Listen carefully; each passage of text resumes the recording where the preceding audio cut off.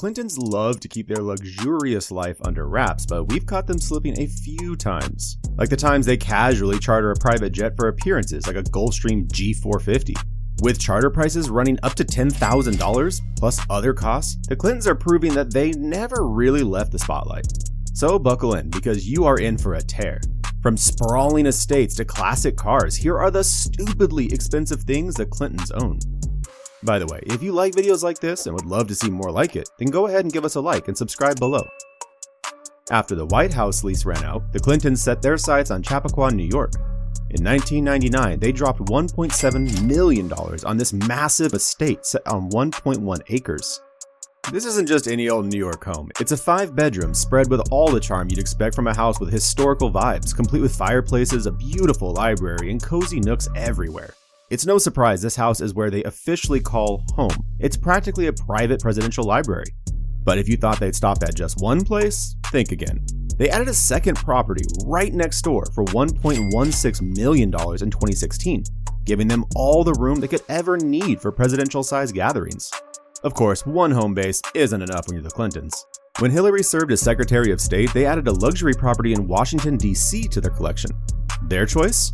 A $2.85 million mansion in the leafy Woodley Park neighborhood, just a stone's throw from the Capitol. This 5,500 square foot Georgian-style beauty boasts 7 bedrooms and enough space to host all kinds of high-profile meetings, or just kick back with friends and family. Now, when it comes to cars, the Clintons have kept it classic, and just a little bit quirky. Let's start with Bill's pride and joy, a 1967 Mustang convertible.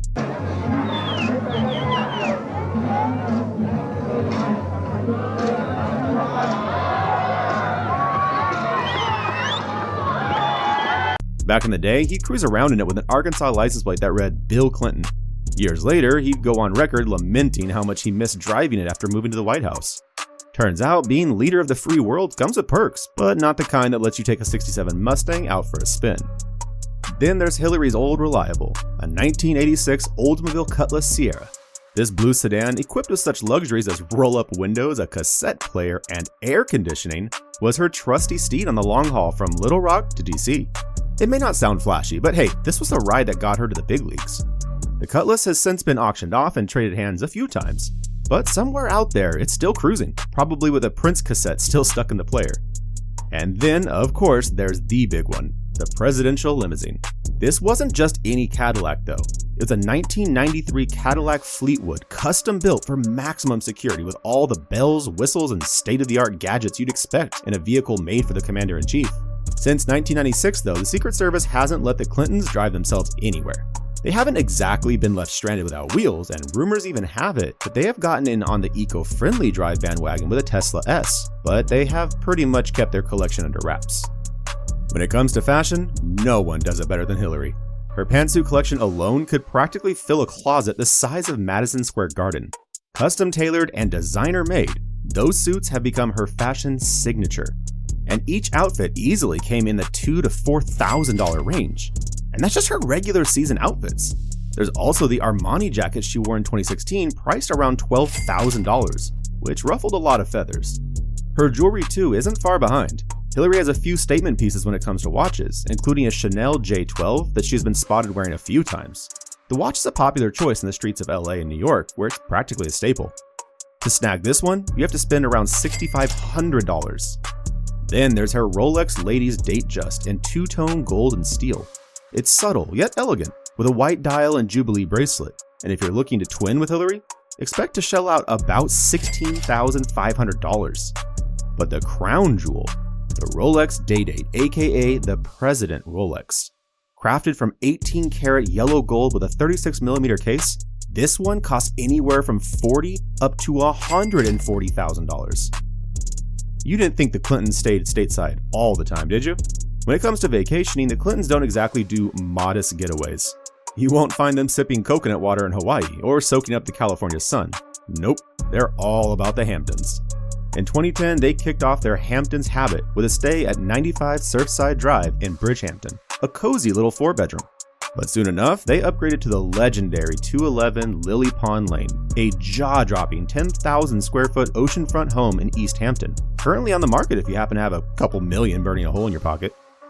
And the Clintons don't just go for ocean views. They want all the beachy perks. Their Lily Pond Lane spot, built back in 1920, had ocean scenes straight from nearly every window and even a private beach path, letting them stroll to the sand without getting a single grain between their toes. By 2014 and 2015, they'd taken their vacation game up another notch, staying in an Amagansett mansion that set them back $100,000 for 2 weeks. Before that, they dropped a cool $200,000 a month on rentals from 2011 to 2013. Apparently, after running the free world, a little summer splurge seems well deserved. Of course, no Hamptons getaway is complete without a pool, heated naturally. Their East Hampton rental delivered, letting Bill and Hillary wade in warm waters just a few steps from the chilly Atlantic. And speaking of style, the Clintons have a soft spot for classic Hampton vibes.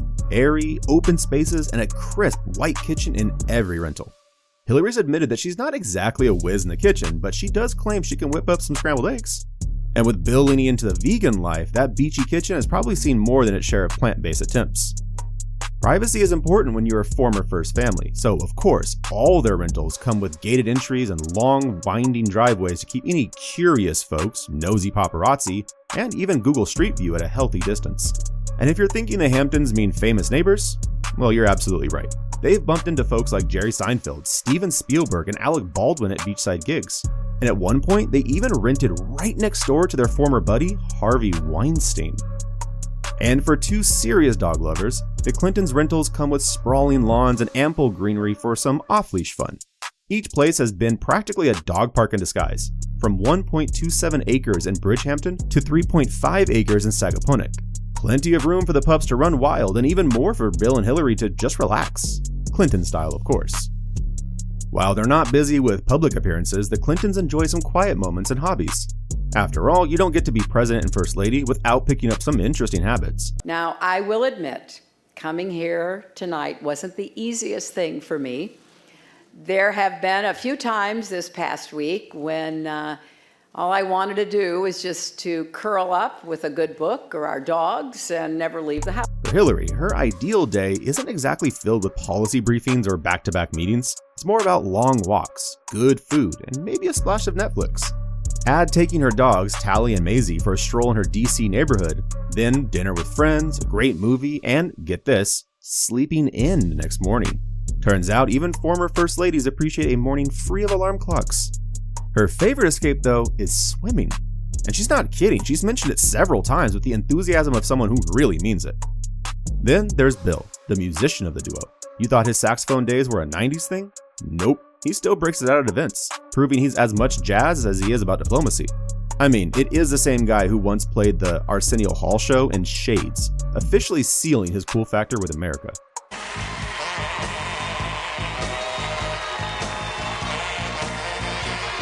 With a net worth now sitting around $240 million, the Clintons are definitely living the high life post-Oval Office.